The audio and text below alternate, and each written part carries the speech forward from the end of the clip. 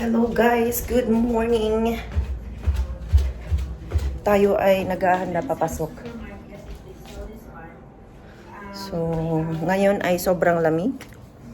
Ang gagawin natin ngayon is magbabalot tayo ng ating katawan kasi mahirap na baka ma-frostbite tayo sa labas.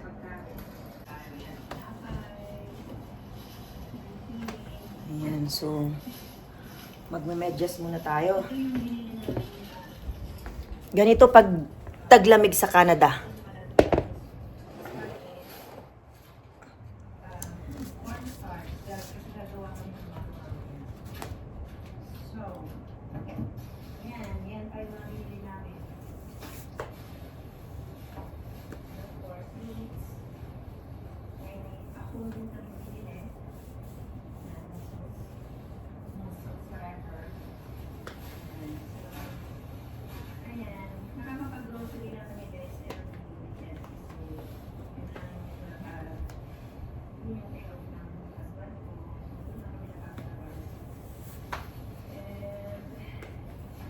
For us today, guys, don't forget to subscribe and hit the like button and also the notification bell para every time that we upload videos na update po kayo.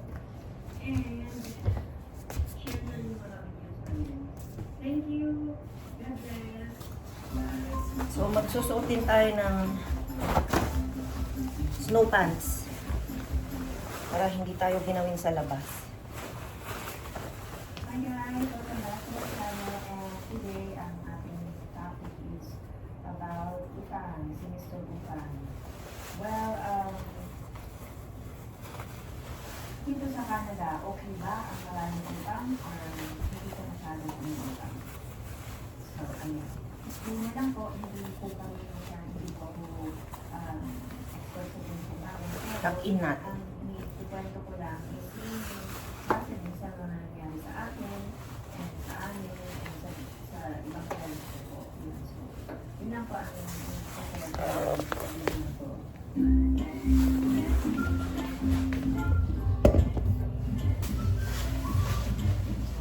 So, okay nga ba ang may utang dito sa Canada? So, ang sagot ko is yes. And of course, depende rin. Tapos, So, ayan. ito yung itong sweat, hindi ko alam kung sweater bang tawag dito. Basta itong car loan or anything. sweater na lang ang tawag ko. Pwede na ako dito. Kasi mainit naman siya. So, kaya naman yung Yan. titignan nila talaga. And the bottom line is, of course, gusto nila makita kung maganda ka magbayad, maayos ka magbayad, hindi ka nag-delay. So, ayun, yun po talaga yung bottom line dyan. So, mas gusto nila na marami ka ng utang sa kanila sapagkat doon nila titignan kung credible ka ba.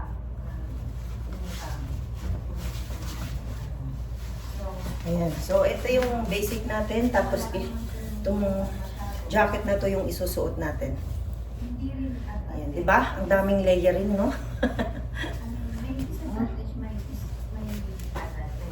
Ano muna tayo ng vitamins. Para naman ay sumigla-sigla tayo.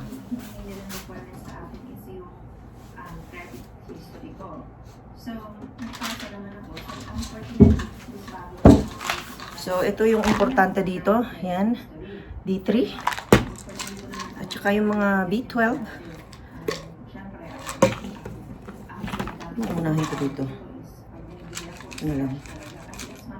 Kailangan ko ng malis.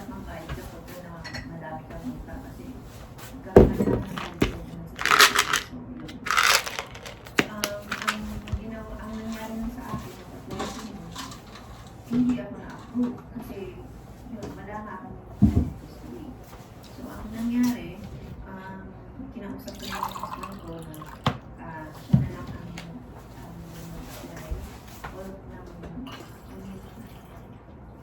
since 2 years na siya, before kami nakarating dito, So, ngayon, bumalik ulit ako sa warm water. 2 years na siya dito sa Canada. So, ang nangyari, is meron naman na siyang privilege sa Kasi, dun sa iba pa rin talaga pag yung warm water yung iniinom natin. Kasi malaking tulong talaga siya sa health natin. may privilege siya na magkaroon ng isang cellphone. So, yun, kinlip niya yun. Tapos yung credit card, ako na lang nagbayad. Ganun po. Yun, hindi ako na-approve sa cellphone. Ayan, so, Pero okay lang. ano bang temperature ngayon? Minus 26. Oh my goodness! That is too cold! Pakita ko sa inyo, ha? Kasi sa So, yan ang aming paligid, guys. Makulimlim. Look at the sky. Oh. ang ano lang naman is, siguro ang ma-advise ko lang naman is, Okay, so, alis na tayo. instead of cash yung babae mo, Baba na natin tong kurtina. so, cash na dapat yung babae Uh-huh. is itabi na lang yun. Tapos, yun na lang ang ibang bayad yung sa credit card mo. At least, fully paid pa kayo.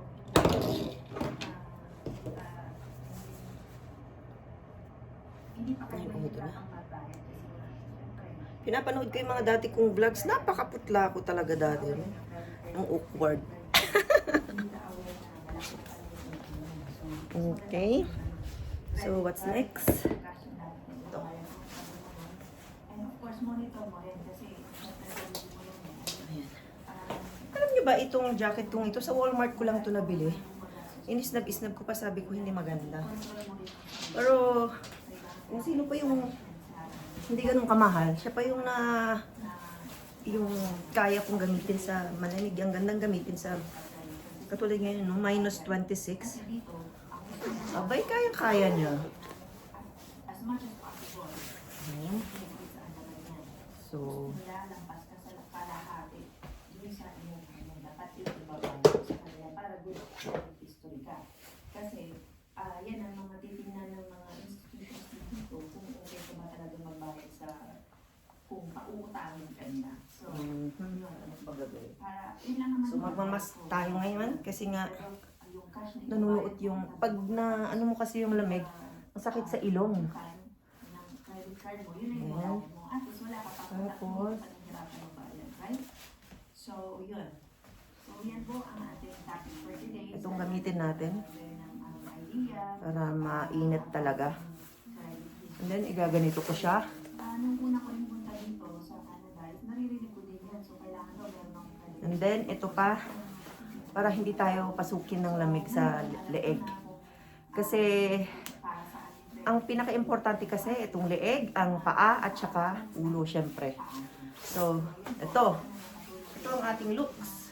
or sa mga pupunta po dito sa Canada, sana makatulong tong video na to para magkaroon ng idea tungkol sa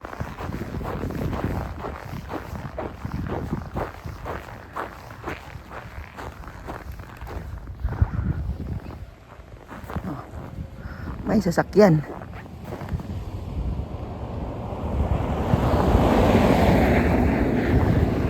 Yan, kaya pag tatawid talaga kayo, lalo na pag madulas ang daan, tumingin muna kayo sa left and right. Kasi, minsan may mga mabibilis na sasakyan. 2 beses na ako muntik dito eh. Ayan. Ganda ng puno oh. Actually, sa personal, ang ganda ng mga puno. Talagang frosted sila. Okay. So, ito naman tayo. Naglalakad. Papunta sa sakayan ng bus. Ganda ng snow, no? Puti.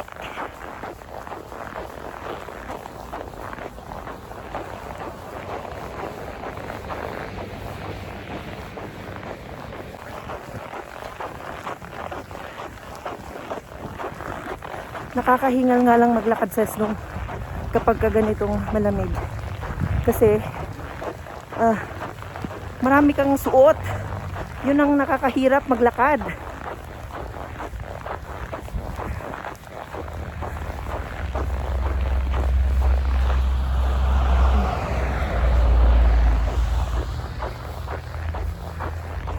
So pagpapasok ako sa work,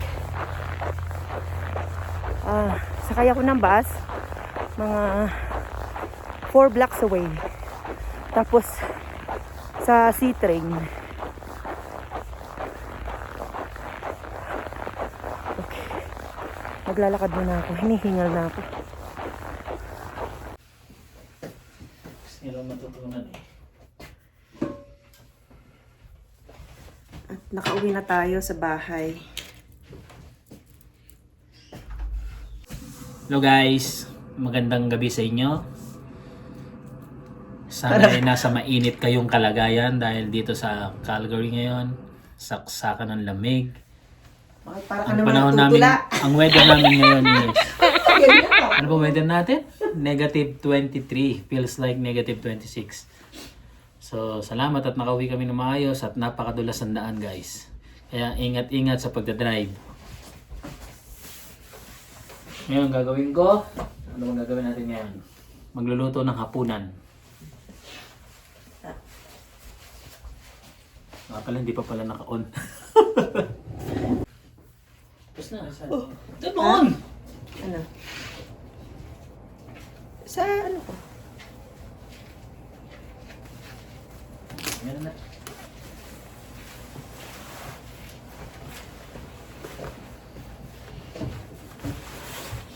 Alright.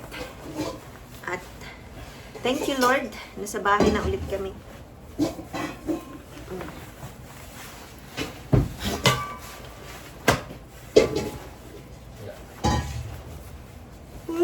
Kaya to kaya ako. Ano? Hindi ka nilalamig dito? Okay to, di ba? Normally. Normally. Normally. Okay, so ito ang aming araw. Ganito kapag snow, ay sobrang lamig dito sa Canada. Wala kang magagawa kundi pagbalot ng sarili mo kung ayaw mong manigas sa labas. Anyway guys, thank you for watching. Please don't forget to subscribe, like and share. Kala mo naman may share tayo ano. Now we are just sharing our life here in Canada. So yun. Simple and masaya. Yun lang. Diba, no? Yes. Good night and God Good bless night. everyone. Salamat guys. Bye.